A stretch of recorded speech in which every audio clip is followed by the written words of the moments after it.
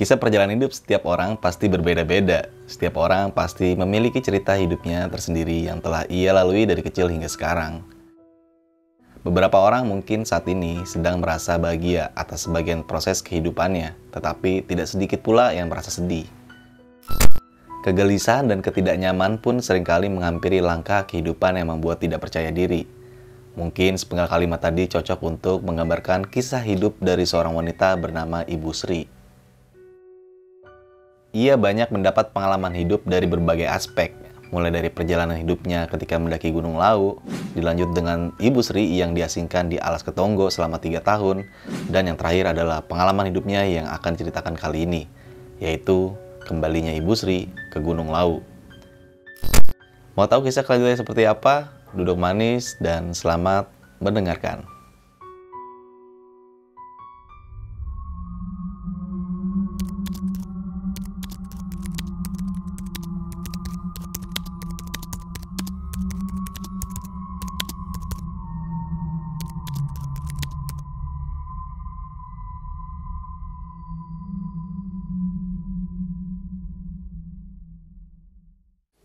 Assalamualaikum warahmatullahi wabarakatuh. Balik lagi nih di Besok Pagi. Kali ini bareng gue Bang Mange, pria gemoy tanpa bahan pengawet. Sebelumnya gue sangat berterima kasih banyak buat teman-teman semua yang udah mensupport, menonton dan mendengarkan Besok Pagi hingga sampai saat ini. Semoga teman-teman sampai menonton selalu diberikan kesehatan oleh Tuhan Yang Maha Esa. Pada kesempatan momen kali ini, gue masih menghadirkan narasumber nih. Dan narasumber gue kali ini, wah pasti teman-teman semua udah pada kenal nih. Siapa narasumber gue pada malam kali ini nih. Selamat malam Ibu Sri. Iya, malam. Apa kabar nih Ibu Sri? Baik, gimana Alhamdulillah, kabarnya? alhamdulillah Sehat? sehat Bu ya. Iya. Sampai juga Harus nih ya. sehat, iya. Ini udah minggu keberapa nih Bu kita ngatur schedule? Gak pernah ketemu Iya, ya. gagal terus ya. Iya. Ya udah hampir 3 bulan ini Bu ya. Iya. 3 bulan, 3 minggu ini ya. Iya. 3 minggu lebih lah ya. Dan terakhir minggu kemarin tuh, mungkin Ibu udah pengen berangkat lagi ya. Iya. Tapi yang lain itu pada naik gunung kemarin. Dari Gunung Lawu kembali lagi nih ke Gunung Lawu. Mungkin ini yang bakal diceritain sama Ibu Sri nih pada malam kali ini.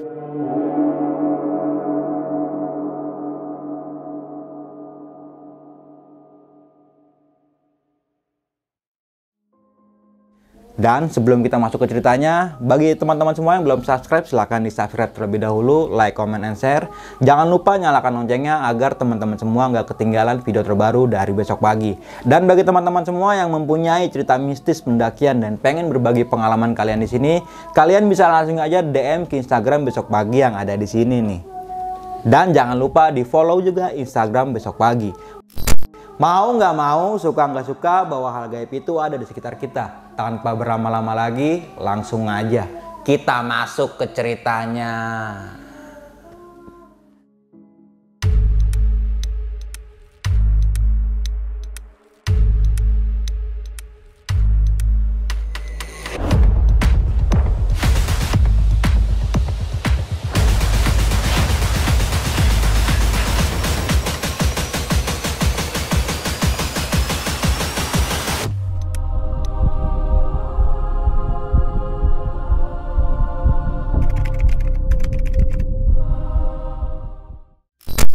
Oke nih, perjalanan terakhir Ibu Sri nih ya, sebagai seorang spiritual nih, dari Gunung Lawu ke Alas Ketonggo, ke Alas Purwo, dan akhirnya balik lagi ke Gunung Lawu nih Bu. Iya. Itu pada tahun berapa nih Bu kalau boleh tahu? 2014. 2014. Nah banyak banget nih pastinya kejanggalan-kejanggalan yang bisa diceritakan nih Bu ya. Oke nih. Iya. Nah nih Bu, bisa diceritain lagi sih Bu dari awal kejadiannya hingga bisa kembali lagi nih ke Gunung Lawu nih Bu. Iya. Silakan Bisa. Bu Sri. Jadi setelah saya habis nyumpain orang, itu kan udah dibilang sebelum almarhum bapak saya meninggal kan, kamu jangan pernah nyumpain orang, jangan mukul saudara pakai tangan kiri, yang waktu pertama kali saya datang itu saya ceritain. Nah waktu itu saya nyumpain orang Mas, nyumpain orang, kamu belum tahu rasanya orang ditinggal mati, orang yang kamu sayang, kamu akan merasakan ususnya akan terburai kan gitu, akan keluar, baru kamu akan ngerasain kan gitu. Dan ternyata memang benar, nggak selang 2 bulan setelah saya ngomong itu benar Mas, ususnya keluar nih, meninggal ususnya keluar. Dari situ saya berasa kayak ngebunuh orang gitu loh. Perasaan diri saya tuh kayak ngebunuh orang kayak Tapi gitu. secara langsung kan enggak, Ibu ya? Enggak, maksudnya saya kan juga waktu itu perasaan saya lagi marah, Mas, marah. Makanya saya kalau marah tuh kan nggak boleh nyumpain orang, nggak boleh Pukul pakai tangan kiri gitu, Ibu. Ya? pukul pakai tangan kiri. Nah, akhirnya saya merasa kayak berdosa, ya kayak ngebunuh orang. Jadinya kayak saya tuh kayak orang gila tuh, Mas. Kayak udah gimana caranya, apalagi itu kan orang terdekat, masih ada keluarga. Jadi saya itu pengen nyari ketenangan Mas, ketenangan tuh. Akhirnya saya bilang sama Mas Heru, itu udah kayak saudara kakak saya sendiri, itu orang pinter di Ngawi, tapi bukan dia orang lain, tapi udah kayak kakak gitu loh. Minta untuk nyari tenang tuh di mana, ya udah di Alas Ketonggo kan gitu. Di Alas Ketonggo saya 3 tahun di situ. Hidup di situ di hutan di Alas Ketonggo. Di situ saya nggak nemu ketenangan, terus dibawa di Alas Ketonggo itu saya ketemu sama Mbah itu dia bisa ngelipet bumi tuh, jadi yang jarak jauh dia bisa deket gitu loh. Itu terus saya dibawa ke Alas Purwo. Kalau Purwo saya selama setahun saya di situ nggak ketemu ketenangan juga, maksudnya nggak nemu apa yang saya cari. Terus akhirnya hingga suatu hari ini yang Lawu ini datang menemui saya sama mbahnya yang ini. Dia bilang, apa yang kamu cari di sini? Kamu apa nggak kasihan sama orang tuamu? Maksudnya almarhumah ibu saya kan waktu itu kan masih ada. Jadi saya di situ mikir, saya di sini ngapain kan gitu. Tapi saya mau saya bilang saya harus mengakhiri perjalanan ini, Mbah. Saya udah nggak mau lagi hidup di antara 2 alam, maksudnya. Terus yang lain ini bilang, nggak bisa, kamu selamanya itu akan hidup seperti ini, maksudnya di alam dia sama alam saya itu loh, Mas. Jadi di 2 sisi ini saya masih bisa keluar masuk gitu loh, Mas. Saya bisa masuk ke alam dia bisa masuk ke dunia nyata kan gitu. Akhirnya saya suatu malam tuh pengen mencari kemana saya harus mengakhiri perjalanan ini. Ada bisikan tuh, Mas. Kamu berasal dari Lawu, harus kembali ke Lawu kan gitu. Harus kembali ke Lawu. Akhirnya di situ saya ketemu sama orang, dibawalah ke Candi Cetho tuh, Mas, saya, Mas. Di Candi Cetho itu namanya Mas Heri. Namanya Mas Heri itu dia tiap saya mau ke Candi Cetho itu dianterin sama dia, Mas. Dianterin. Nah, di Candi Cetho itu benar-benar saya menemukan suatu perjalanan hidup, bahwasanya manusia itu hidup dari Allah dan untuk kembali kepada Allah. Jadi di Candi Cetho itu ada gambaran kehidupan yang nyata dalam dunia dia, Candi Cetho itu, Mas. Kenapa saya bisa bilang begitu? Ini saya ceritain. Kalau di Candi Cetho itu, Mas, dari pertama kita masuk ke gerbang Candi Cetho itu kan ada 2 patung, perempuan sama laki-laki. Nah, itu ibarat kata ya dari terciptanya manusia itu dari 2 jenis manusia ini tadi, laki-laki dan perempuan. Nah, laki-laki dan perempuan. Terus naik 1 tingkat lagi, itu kan ada lagi cowok, cewek, sama ada kecilnya. Setelah jadi penciptaan manusia laki-laki dan perempuan itu akan membuahkan anak, itu tadi anak yang kecil itu ya. Ya. Kita akan menjadi seorang anak. Nah, ketika menjadi anak ini kita akan melakukan perjalanan ke atas. Ke atas kita memasukin gerbang kan. Gerbang itu adalah gerbang kehidupan, Mas. Itu gerbang kehidupan itu. Jadi kita itu akan menjalani kehidupan setelah kita dari kecil kita menjadi besar, dewasa, kita akan memiliki sebuah kehidupan. Nah, kehidupan kita itu dimulai dari situ, Mas, dari gerbang Candi Dari Cendo gerbang itu. awal itu ya? Ya, dari gerbang Candi Cendo itu kita berjalan, sebelah kiri itu ada namanya Gerincing Weksi, yang Gerincing Weksi. Kalau masyarakat Cetho ini bilang yang Gerincing Weksi adalah sesepuhnya. Tapi kalau bagi saya itu bukan. Yang Gerincing Weksi itu adalah pertanda bahwasanya kita harus mencari guru, mencari ilmu, gitu, Mas. Nah, di yang Gerincing Weksi itu itu kan ada kayak tempat pemujaan gitu kan, Mas. Itu sebenarnya kalau orang lihat itu ada ular meningkar gede itu, Mas, di situ tuh. Yang Gerincing Weksi itu di situ. Nah, itu adalah guru, Mas, sebenarnya. Guru yang mengajari akan kehidupan. Jadi kita setelah dari bayi kita tumbuh menjadi seorang anak, kita harus belajar. Belajar apa? Belajar tentang kehidupan.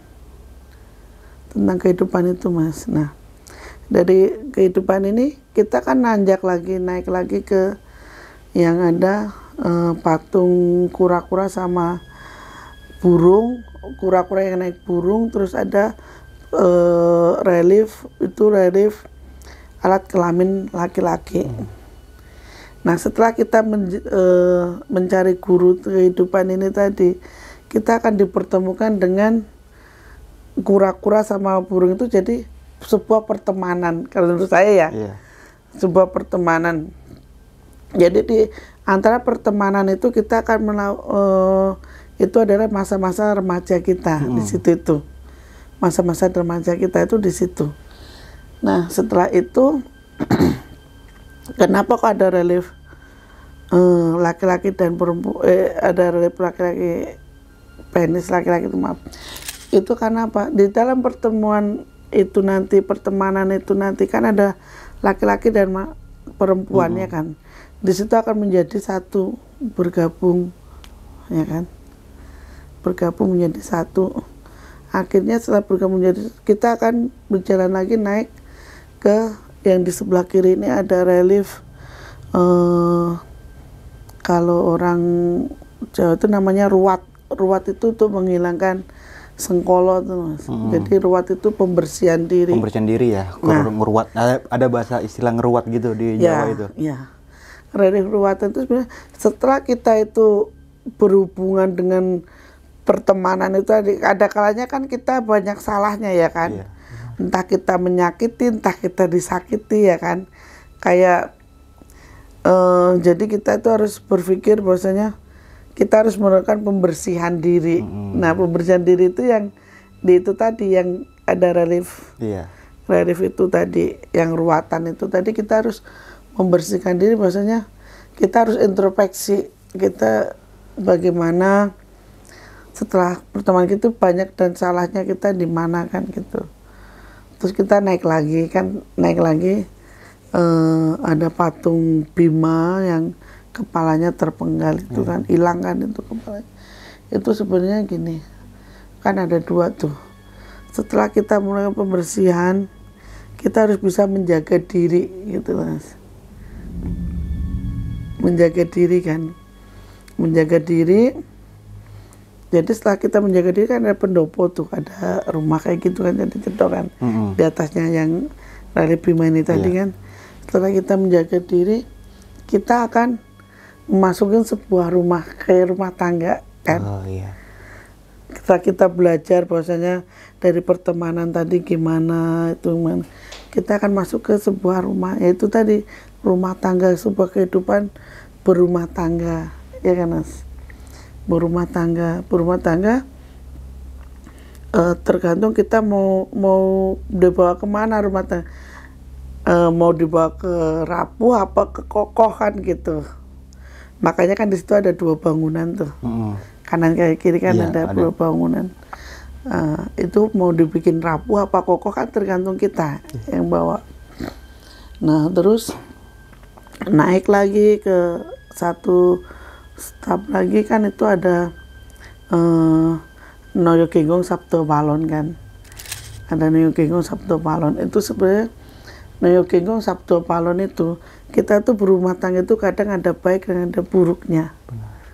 Ya kan? Ada baik dan ada buruknya. Bahwasanya Sabdo Palon ini adalah yang momong, kalau diceritakan itu yang momong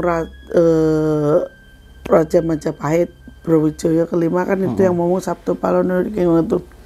Itulah yang ngomong kita. Jadi di dalam kehidupan berumah tangga ini kita ada baik dan buruk.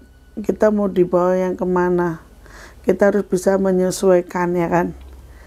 Terus naik lagi ke atas lagi kan itu ada patung Yoni sama yang Brawijaya itu. Setelah kita ada guru yang bisa mengarahkan kita ke yang mana yang baik, mana yang buruk, ini kan kita di dunia ada dua yang bisa mengalahkan kita, jabatan sama nafsu. Yang Yoni itu melambangkan nafsu, yang sosok si Brawijaya tadi itu menggambarkan harta dan kekayaan, tahta dan sebagainya. Kalau kita bisa mengendalikan kedua ini Mas, Yoni nafsu kita sama apa yang kita miliki, harta, kekayaan, tahta kita gunakan sebaik-baiknya, maka akan ketentram. Tentram menjadi seorang raja ya kan. Brawijaya ini kan raja kan. Kita akan menjadi raja. Raja bukan untuk siapa-siapa. Raja buat dirinya sendiri. Ya kan, raja buat dirinya sendiri. Dan kalau kita bisa mengendalikan nafsu, maka apa yang kita miliki, apa yang kita peroleh itu akan menjadikan kebahagiaan kan gitu Mas. Nah, sampai di akhirnya kita menuju puncak Candi Cetro. Itu ada kayak bangunan batu yang disusun kubus gitu. Itu pintunya hanya untuk satu orang. Pintu itu. Setelah kita mengendalikan nafsu, memiliki segala hal, harta, benda, semua macam tata, kita itu akan kembali kepada Sang Pencipta. Oh, yang dimaksud pintu kecil itu Ibu ya? Ya. Okay. Dan kembali kepada Sang Pencipta itu hanya satu. Pintu itu hanya bisa dilewati satu orang. Intinya kita itu akan kembali kepada Sang Pencipta itu ya sendirian. Nggak akan ada yang menemani gitu. Nah, di situ saya menemukan inti dari kehidupan itu ya di Candi Cetro itu Mas. Jadi situ setelah saya ketemu beberapa kali kesana balik ke situ, terus saya putuskan untuk kembali lagi saya ke Lawu. Kan saya dari Lawu harus ke Lawu. Saya ke Lawu lewat ke Candi Cetro itu, lewat sampai di Candi Ketek, Sendang, sampai saya menuju puncak Lawu lagi. Nah, ke puncak Lawu itu saya ketemu sama Eyang. Bahwasanya saya di situ diceritakan bahwasanya apa yang saya alami kan gitu Mas. Apakah kamu sudah menemukan inti dari kehidupan? Ya, untuk kehidupan itu Mas, kita diciptakan dari Tuhan kembali ke Tuhan. Itu inti sebenarnya kehidupan itu betul. Oh sudah, saya sudah ngerti maksudnya Mbak, udah tahu. Terus bahwasanya kalau di gunung tuh Mas, di Lawu, di gunung manapun, itu sebenarnya kita itu di situ tuh untuk belajar kan. Belajar tentang apa? Ya tentang kehidupan, bahwasanya manusia itu jagat kecil, alam kecil, sedangkan kita tuh berada di tengahnya alam semesta. Kita tuh harus bisa membawa diri, harus ikut arus, tapi jangan sampai terbawa arus kan gitu. Benar. Ya kan. Kita boleh melawan angin, Tapi jangan sampai angin itu menjatuhkan kita kan gitu. Setelah dari Gunung Lawu saya ketemu sama Eyang, saya kembali lagi ke bawah, turun lagi ke Candi Ceto. Nah di Candi Ceto itu, kalau nih Mas Candi Ceto nih, aneh dia. Kalau tempat lain, di tempat mistis yang lain tuh, kan dari mana-mana bisa masuk tuh bangsa yang makhluk itu, makhluk astral tuh. Nah, kalau Candi Ceto enggak Mas. Jadi yang di luar candi ini, dia nggak bisa masuk ke dalam. Oke, ya. Iya, benar. Jadi kalau orang ganggu, yang diganggu sama jin atau apa tuh, diganggunya dari luar. Saya pernah di situ. Jadi saya kan lagi tirakatan di Candi Ceto. Saya sendirian, yang lain udah pada tidur, di atas tuh pada tidur. Saya turun ke bawah, ke yang kura-kura, patung kura-kura sama burung tuh, saya turun di situ. Tuh jam 3, diketawain sama kuntilanak. Masih ada aja Ibu ya? Iya, diketawain sama kuntilanak saya. Terus ya ketawanya gitu, so langsung aja lari ke atas tuh, lari ke atas. Di situ sama ya kalau manusia kan takut pasti ada ya. Rasa takut pasti ada. Di situ terus saya meditasi di atas, ketemu nih sama Eyang nih, Eyang Lawu tuh Mas. Saya bilang, Yang, saya harus bagaimana kan gitu. Kamu harus tetap berbuat baik gitu. Berbuat baik dan terus berbuat kebaikan. Jangan pernah kamu berbuat jahat pada siapapun kan gitu. Saya tanya lagi kan Mas, Eyang tuh siapa kan gitu. Eyang tuh siapa? Kalaupun berkenan saya pengen melihat wajahnya kan gitu. Sampai sekarang nggak pernah ngeliat wajahnya Mas. Sampai sekarang saya nggak pernah ngeliat wajahnya dia tuh seperti apa, enggak. Terus di situ saya dikasih wejangan, kasih bahwasanya manusia itu, jadi manusia itu harus bisa untuk membantu kamu, kue ki hidup, kue ki urip kudu iso ngwe penguripan. Jadi kita itu hidup harus bisa memberikan kehidupan. Oke. Benar-benar. Jadi kita itu di dunia ini hidup kan Mas. Iya. Tapi kalau bisa tuh memberikan kehidupan Buat orang lain gitu ya. Iya. Dalam artian kebaikan buat orang lain gitu Bu ya. Oke. Jadi dalam hal tidak harus kita memberikan uang atau apa, kan rasa nyaman kayak itu tuh. Jadi kita harus bisa memberikan kehidupan. Nah, kalau orang tuh jadi gini Mas, kalau saya tuh ya sudah banyak melihat hal seperti itu ya, hal yang mungkin di luar nalar manusia. Cuman begini, kalau kita itu ibaratkan diri kita sendiri, apa yang ada di alam itu ada di diri kita, percaya nggak? Maksudnya kayak gimana Bu? Dalam artian semua yang ada di alam ada di diri kita itu? Ya, begini, kalau tanah itu ada di diri kita kan berwujud kotoran di tubuh. Iya. Daki kan kita tanah. Air itu ada di tubuh kita, itu berupa air mata, air liur, air kencing. Terus angin itu ada di tubuh kita berupa nafas, kentut, sama gas gitu ya. Api ada di diri kita, bahawa nafsu. Oh iya. Ya kan? Jadi kita itu alam kecil di tengah-tengahnya alam yang besar. Makanya berguru pada alam, karena alam itu tidak akan pernah bohong. Kalau kita berguru pada manusia, kita akan bisa ditipu, dibohongin kan. Demikian juga bahwasanya ada goib dan nyata. Iya. Itu kan juga alam. Kita juga ada yang goib, ada yang nyata. Kita yang nyata, yang goibnya apa? Malaikat kayak gitu kan, yang mencatat semua amal pekerjaan kita, baik buruknya kita, ya kan.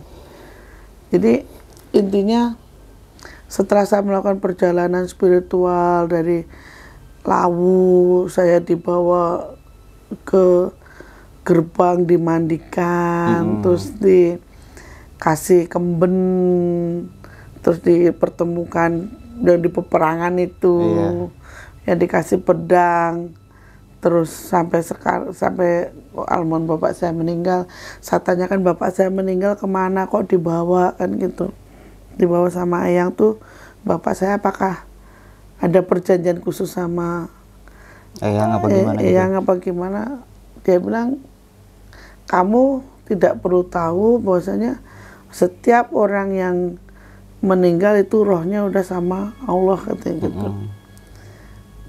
Kamu tidak perlu tahu siapa saya, tapi saya tahu siapa kamu. Berbuatlah baik, kan gitu. Terus akhirnya setelah itu kan saya ke Alas Ketonggo tuh saya 3 tahun Mas di situ. Makannya seadanya, nyari kepompong ulet jati itu saya makan. Itu hanya untuk mencari ketenangan ya Bu? Iya, mau nyari biar tenang. Terus Alas Ketonggo pun yang ibaratnya hutan belantara. Di situ saya nggak nemu ketenangan. Karena apa Mas? Karena itu tadi apinya kita masih lebih besar daripada unsur yang lain dalam tubuh kita, itu lebih besar. Jadi kita hanya belum bisa mengendalikan diri. Terus dari Alas Ketonggo saya ke Alas Purwo, setahun saya di sana juga nggak nemu ketenangan. Sampai akhirnya saya ke Candi Ceto, ketemu Candi Ceto. Di situ saya nemu ketenangan tuh, ya itu tadi saya ditunjukkan dari bahwasanya manusia itu dari Allah dan untuk Allah diciptakan Tuhan, kembali ke Tuhan gitu. Jadi kayak ada gambaran step by stepnya gitu, beda dari patung yang ada. Perempuan laki gitu kan. Terus depanan lagi ada lagi, terus ada anak kecilnya gitu ya. Iya, terus kenapa kok bisa dari Tuhan kembali ke Tuhan? Ya itu kan ujungnya kan ke Gunung Lawu Mas. Gunung Lawu kan tempat tertinggi apa? Ya tempatnya Tuhan kan, mau kemana? Iya. Sebelum lanjut ke cerita, untuk kalian yang ingin menjadi narasumber di besok pagi dan mempunyai cerita horor dalam pendakian, kalian bisa kirim cerita kalian ke Instagram official besokpagi.idv atau melalui email besokpagi.ch@gmail.com. Jadi intinya bahwasanya manusia itu kan bukan makhluk pribadi, bukan sendirian, dia ada yang lainnya tadi. Makanya kita hidup harus bisa memberikan kehidupan. Benar. Gitu. Supaya yang berkehidupan itu memberikan kita juga kehidupan gitu. Betul, jadi kayak ada feedbacknya gitu. Iya, jadi kalau kita memberikan kehidupan orang lain, kita itu ibarat tanaman Mas. Kita itu ditanam di dunia sama Tuhan yang memiliki jagat raya. Kita ditanam, nggak mungkin kita nggak dihidupin. Iya. Percaya nggak? Pasti ada kalanya memang tanaman itu kan harus tumbuh. Kita mau tumbuh apa enggak kan gitu, tergantung diri kita sendiri. Nah, kalau kesusahan, kesulitan, maksudnya semua itu kan kayak tanaman yang tumbuh pun pasti ada rumputnya kanan kiri ya kan. Tapi kita bisa nggak melawan yang semua masalah ini tadi. Oke, supaya kita bisa tumbuh lancar gitu ya Bu ya. Kalau kita bisa ngelawan yang itu tadi, tanaman itu tadi, kita akan tumbuh dengan besar. Setelah kita tumbuh besar, kita akan membuat nyaman orang yang berteduh di bawahnya kan. Yaitu tadi kayak memberikan kehidupan, kenyamanan itu tadi. Benar-benar nyambung. Iya kan? Iya benar Bu. Jadi seperti intinya kita itu hanya jagat cilik, jagat kecil yang hidup di antara jagat besar alam semesta. Jadi kayak tadi ceritanya di awal Bi, jadi dari Gunung Lawu ke Gunung Lawu lagi gitu. Dan kembali. akhirnya ibu ini melakukan sebuah perjalanan spiritual dari mulai Alas Ketonggo, Alas satu lagi apa? Alas Purwo. Alas Purwo gitu, itu tetap nggak nemuin ketenangan ya. Nggak. Dan ibu menemukan ketenangan itu ya di Gunung Lawu juga. Iya, di Gunung Lawu. Pertama kali awal kejadian mungkin ya. Iya. Jadi dari awal saya dari situ sampai saya punya anak, punya suami, terus saya kembali lagi, ya ketenangan itu lagi kembali ke awal mula. Jadi emang bener Mas, jadi gini, kita itu hidup kita sebenarnya berada dalam lingkaran Mas. Lingkaran yang nggak berujung sebenarnya tuh, kita tuh dalam lingkaran yang nggak berujung. Tergantung kita itu di dalam lingkaran itu mau melawan atau mau ngikutin lingkaran itu gitu loh Mas. Kalau kita ngikutin lingkaran, maka akan enak berjalannya, itu akan seperti roda. Kalau ini kan enak berjalannya, sejalur gitu ya. Ya sejalur kan. Tapi coba kalau melawan mundur belum, jatuh nggak? Jatuh. Pasti jatuh. Iya kan? Iya. Jadi manusia itu tuh di bawah, di dalam sebuah lingkaran. Kita jalanin aja apa yang ada. Baik buruknya jalanin aja. Iya. Oke nih Bu ya. Suatu saat kita akan ketemu guru sejatinya kita. Benar. Iya. Yang tadi apa yang dibilang ya, dari Allah ya kembali lagi ke Allah gitu ya, termasuk ya. Itulah inti dari sebuah kehidupan gitu. Iya. Tadi kan sempat temuin salah satu pendopo ya, ada dua pendopo itu di Buni yang menurut saya ini termasuk masuk di akal lah, dalam artian ketika lu berumah tangga ya lu mau milih nih mau yang bobrok apa yang bagus gitu ya kan. Tadi kan ada dua bangunan itu kan. Iya, dua dan di situ berarti benar tergantung dari manusia itu sendiri Bu ya. Iya, jadi kerusakan manusia itu tergantung pada manusianya Mas, bukan dari orang lain. Benar. Jadi rumah itu misalnya nih, ini kan pendopo nih dua nih, bagus apa jelek kan kita. Kalau kerusakan itu manusia itu jangan pernah nyalain orang lain, misalnya wah kamu karena bergaul sama itu jadi rusak. Enggak, kita itu kan kerusakan itu ibaratnya rayap ya kan. Iya. Kalau kita udah tahu rayap itu jelek, kenapa kita kasih kehidupan? Kan kita putus rayap itu gimana biar nggak ngerokotin itu. Iya benar-benar.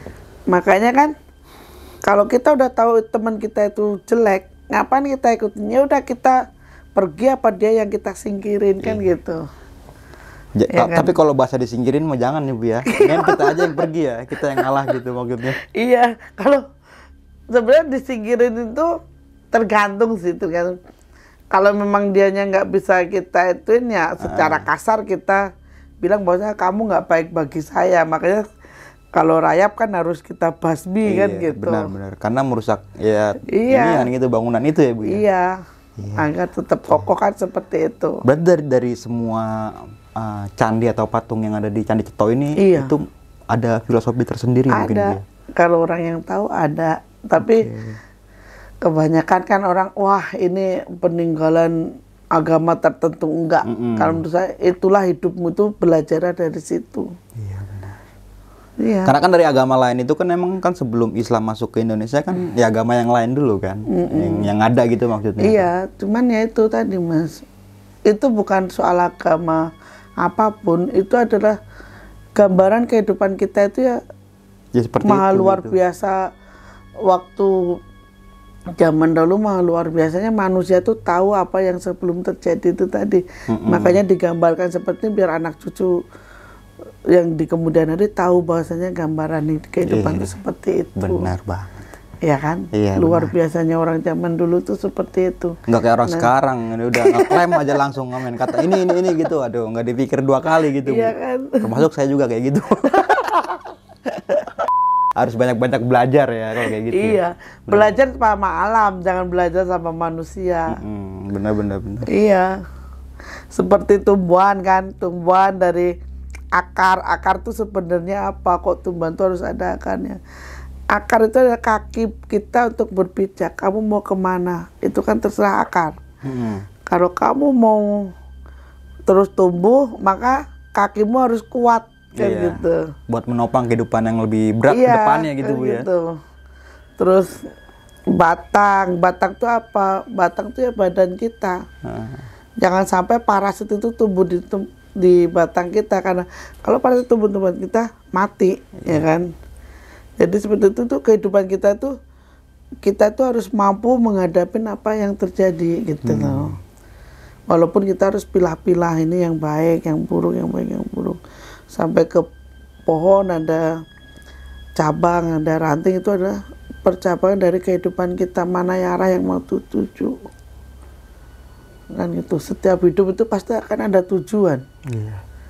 Ya kan? Baru kita ketemu daun. Daun itu adalah untuk sumber makanan kan, yaitu rezeki kita. Rezeki kita mau banyak mau sedikit itu tergantung diri kita sendiri. Benar. Bukan dari orang lain. Walaupun kamu kerjanya dikasih yang enak ya apa, kalau diri kita nggak mau untuk tumbuh, ya Stuck di situ-situ iya, aja, Bu. Nggak bakal berkembang kalau kayak gitu. Iya. Kalau orang Jawa bilang kuntet, jadi tanaman itu Nggak numbuh ya. Iya, nggak Kalau kata di dunia perrotian itu bantet. Iya, nggak ngembang gitu maksudnya ya ya kan. kayak saya bantut. Enggak, bukan maksud gitu, Bu. Kita kan kayak makanan gitu. Enggak, soalnya saya kan kemarin itu kan sempat kerja di salah satu hotel Iya. atau catering. Jadi saya membuat kue, jadi tahu kalau kita menyampur suatu bahan yang salah, pasti bakalan jadi kayak gitu. Iya. Kalau nggak Makanya mengikuti yang udah ada gitu kan. Harus sesuai alur lah kita Iya. jalanin. Karena apa, Mas? Semua kehidupan itu bukan sebuah kebetulan. Ngerti nggak? Kehidupan itu bukan kebetulan. Karena apa? Kehidupan itu udah ditentukan sama Allah, sama Tuhan, Mas.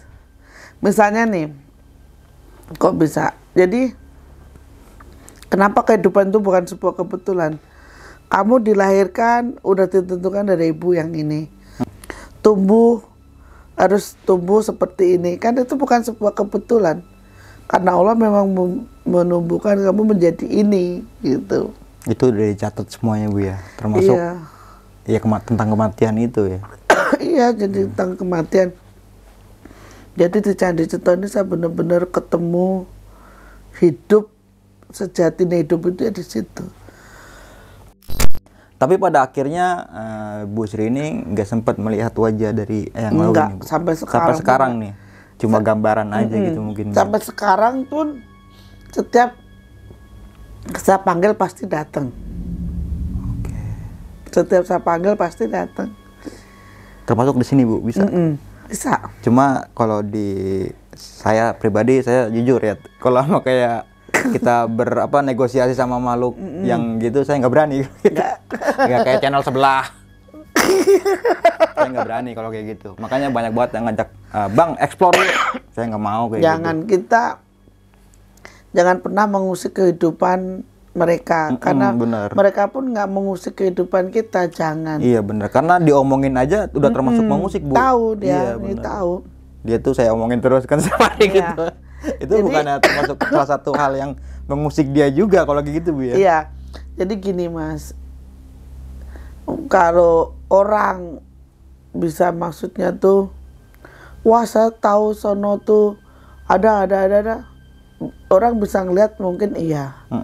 Tapi nggak banyak. Kalau mereka bisa ngeliat seperti itu berarti dia udah pasti tuh jin. Iya. Ya kan? Jin itu ada yang menyesatkan, yang disebut setan tadi, Mas. Setan kan pengennya agar manusia tuh tersesatkan. Iya. Jadi pada intinya jangan pernah kita mengusik keberadaan mereka. Benar.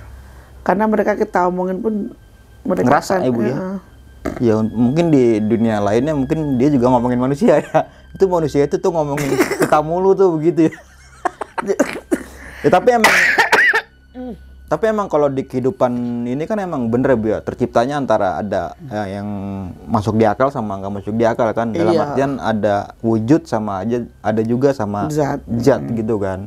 Yang termasuk ya ada dua alam juga kan, di depan alam nyata sama kehidupan gaib kayak gitu. Malaikat juga kan termasuk alam ini, masuk ke dunia gaib kan. Iya, kan gini loh, Mas. Di Al-Quran pun sudah dijelaskan bahwasanya kehidupan itu ada gaib sama nyata kan. Iya, gitu. benar. Sekarang gini, gaibnya kita ya dunia ini, nyatanya kita ya di dunia ini, gaibnya kita ntar kan akhirat. Iya, Ya kan, kita belum tahu kan dunia sama akhirat kan Iya, gitu. benar. Makanya intinya jangan pernah melebihi ke kemampuan kita, keterbatasan kita, gitu aja. Benar. Yang penting mah ya kita hidup berdampingan aja ya, nggak usah saling mengganggu gitu. Iya, benar. Jadi kayak anak saya yang kamu nanti 34 sampai anak saya meninggal hidup lagi itu kan, itu udah semua itu bukan kebetulan, emang Allah yang menentukan seperti itu. Itu kan, udah gitu. dicatat dari mulai anak itu lahir Ibu ya. Iya, jadi seperti itu. Nah, nih Bu, kita nanya-nanya sedikit aja nih tentang sebuah perjalanan spiritual Ibu nih dari itu mungkin masih umur remaja Ibu ya. Iya.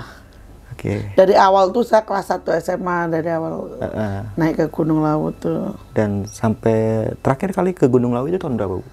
Ya terakhir tahun itu 2014. 2014. Itu. Oke. Dan termasuk menemukan tempat yang yang nyaman gitu yang terjelas untuk spiritual saya di situ itu. Oke. Tapi kalau untuk sekarang Ibu masih sering kayak mohon maaf ya Bu, kayak ngobatin orang gitu apa gimana gitu? Masih sampai sekarang juga masih. Ya gini Mas, saya intinya itu buat nolong. Saya nggak berharap orang itu menganggap saya dukun, menganggap orang normal itu enggak. Saya bukan dukun, saya bukan orang pinter. Benar? Iya. Bukan. Itu tadi semua atas kehendak Allah. Kita aja kembali lagi kepada Allah gitu. Tetap kan tujuannya kayak gitu. Kita menyembuhkan sesuatu kan karena kita kan atas izin Allah juga ya, kayak gitu ya. Enggak semena-mena, enggak mengklaim lu yang nyembuhin, enggak kayak gitu kan. Enggak ada. Kalau kayak gitu kan jatuhnya udah bilangnya yang dukun sakti, nggak ada orang sakti di dunia ini, nggak ada orang sakti. Iya.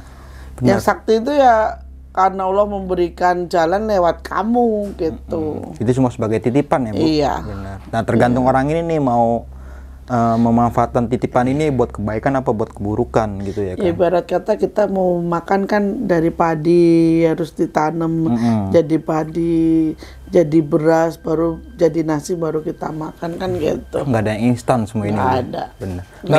Mie instan aja yang katanya instan direbus dulu. Iya kan? Benar ya kan, harus ada prosesnya juga. Kalau orang bilang, wah ini sakti, itu nggak ada orang sakti dunia ini. Kecuali Nabi loh ya. Nabi pun juga nggak sakti. Nabi pun juga kayak Nabi Musa bisa belah lautan, karena Allah nggak ngizinin dia belah lautan, ya nggak bakalan bisa. Ada sebagian manusia yang dikasih mukjizat kayak gitu ya. Nabi kayak gitu kan. Tapi kalau orang sekarang sebutnya karomah mungkin Bu ya. Iya, kalau orang terus kayak orang mamam nih Mas, kadang saya nggak sukanya tuh orang jin dimasukin ke tubuh manusia. Itu kalau menurut saya tuh nggak masuk akal, nggak bener gitu. Jangan mengada-ngadakan hal yang nggak ada gitu loh, maksud saya tuh. Cuma memang kita tahu kan bahwa saja dunia gaib itu ada ya. Ada, dunia gaib itu ada. Cuman ya kembali lagi, jangan mengada-ngadakan hal yang nggak ada gitu. Terkecuali kalau emang kita lagi terserah orang mau apa-apa, mungkin nanti banyak orang yang gituin saya, wah ini kan ada banyak yang nggak suka. Ada beberapa tapi orang kayak gitu. Ya itu tadi pesannya, jangan mengada-ngadakan sesuatu yang nggak ada gitu. Benar. Ya kan? Terkecuali kalau kita lagi meleng tuh Bu. Kalau bahasa sini kayak meleng terus tiba-tiba lu masukkan, ya itu. Nah itu kan masalah kalau itu kan. Itu beda kalau itu. Kan kita buka diri kita ya kan. Oke nih Bu nih. Nah, kita mau nanya apa lagi nih? Mungkin dari sesi pertanyaan aja kali Bu ya. Kayak pertanyaan kemarin kan di komen tentang perjalanan Ibu Sri di Gunung Lawu itu. Banyak banget yang komen Ibu tentang menanyakan sosok pendaki yang bernama Alfi ini Bu. Iya. Kan tadi sempat Ibu bilang kemarin itu kan mungkin ada dari pihak keluarga Alfi yang nonton ya. Mungkin mau dibantu apa kayak gimana tuh Bu? Iya. Kalau menurut sudut pandang Ibu itu kayak gimana tuh Bu? Kalau Alfi itu memang walau sekarang masih hidup. Oke. Dia masih hidup, masih ada, dan dia lagi nunggu pulang. Nah Alfi ini ada temennya satu, Purwanto, namanya Purwanto. Dia pendaki Gunung Lawu tapi udah meninggal. Oke. Jadi Alfi ini merasa betahnya tuh di situ karena dia merasa ada temannya ya mungkin. Seusia lah kayaknya, dia seusia. Purwanto ini seusia sama Alfi.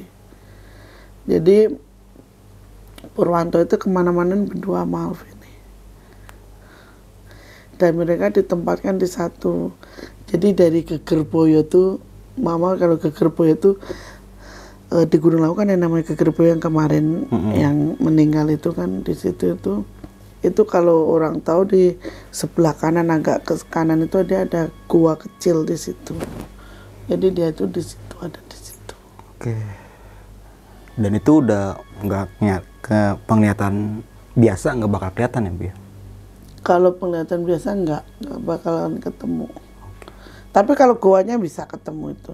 Nah kan banyak juga tuh yang komen tuh, kalau emang mau nolongin Alfi kenapa nggak ibu aja sendiri yang nolongin? Kenapa Ya harus kan ke ibunya gitu ya kan? Ya kan saya udah bilang mau saya bawa pulang nggak bisa, harus ibunya. Karena apa?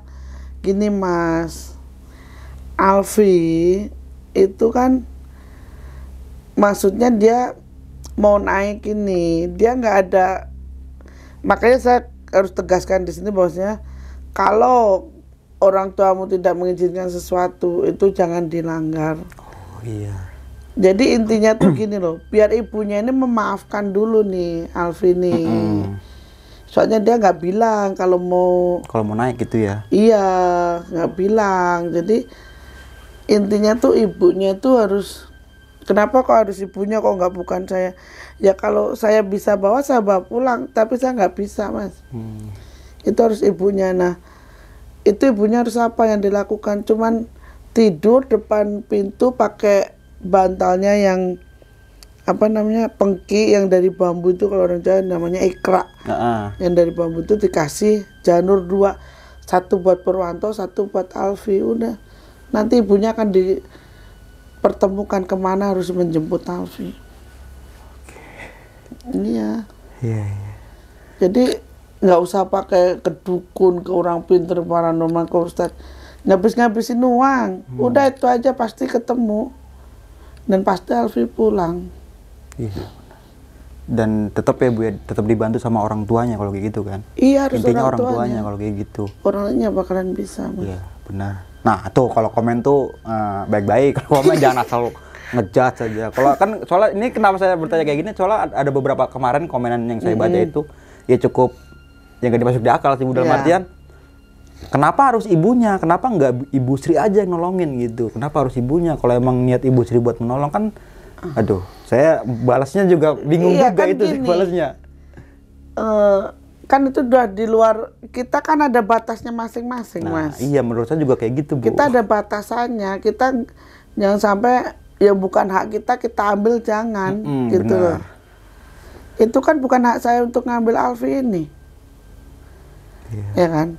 Entah nanti ibunya ini, ya mohon maaf ya, apa Alfinya linglung, kalau ini yang, kalau Sunan Lawunya ini kan dia bilang, bukan kamu yang harus ngambil, harus ibunya kan.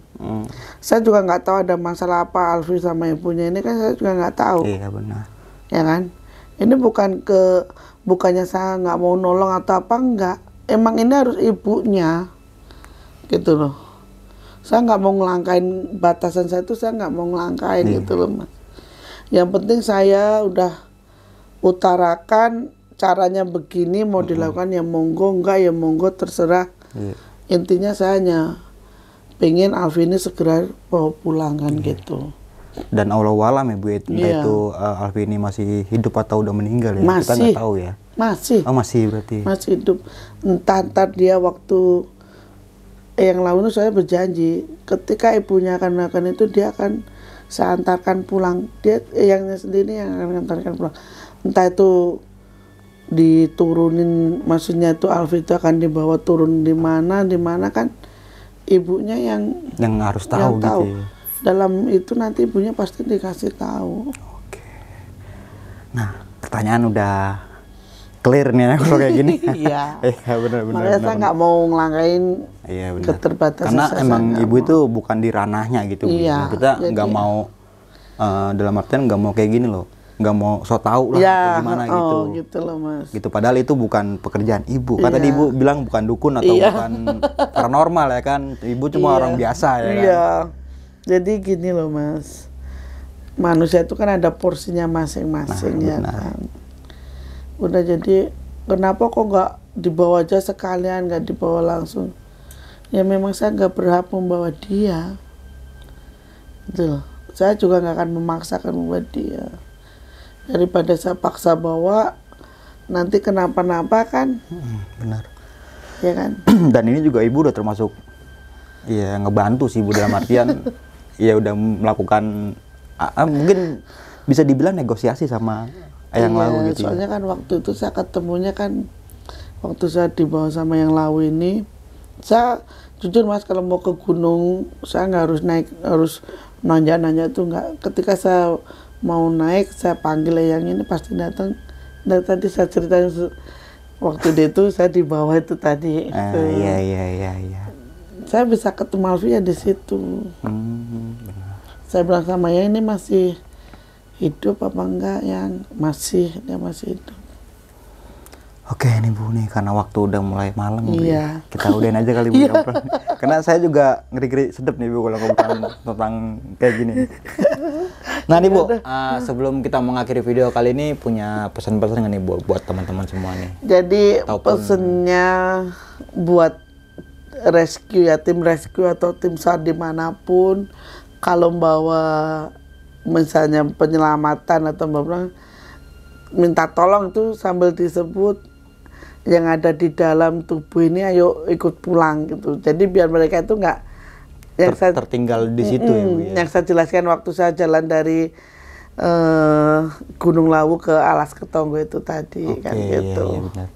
Maksudnya walaupun emang udah diketemukan dalam keadaan meninggal, Iya. tapi tetap minimal ayo yang ada di dalam ikut pulang juga gitu ya. Iya, jadi Iya, biar iya. dia nggak di situ itu. Kayak di gunung ya biar dia ikut pulang gitu. Biar nggak Kayak tertahan Purwanto di ini kan dia nggak pulang. Dia padahal udah meninggal. Saya nggak tahu Purwanto ini siapa, orang mana saya nggak tahu. iya. Dia kan di situ. Tapi untungnya ini baik, Purwanto tuh baik orangnya. Dia seumuran sama Alfi lah, umur 19 tuh. Kayaknya kayak masih SMA, masih kecil lah, masih. Ya seumuran kayak Alfi lah. Oke. Gitu. Oke, mungkin itu kali Bu ya yang bisa kita bagi nih. Udah pada mulai datang. Tetap ya diambil Iya. sisi positifnya Iya, Bu ya, iya, jangan ditiru yang buruk-buruknya Iya, gitu, yang iya. baik-baiknya ambil aja gitu ya. Iya. Oke, mungkin itu aja nih dari gua Bang Mange dan juga Ibu Sri nih. Ini untuk yang ketiga kalinya mungkin Ibu bercerita Iya, Ibu ya. iya. Dan tadi itu sempat cerita Alas Ketonggo sama Alas Alas Purwo ya? Iya. Oke, dan itu sama Bang Indra tadi ya. Iya. Nah, ini sesi terakhir mungkin Ibu ya. Berarti judul cerita ini jadi dari Lawu Kembali ke lagi ke Lawu. Lawu nih. Iya. Oke. Iya. Mungkin itu aja nih dari gua Bang Mange. Kurang lebihnya mohon maaf. Assalamualaikum warahmatullahi wabarakatuh.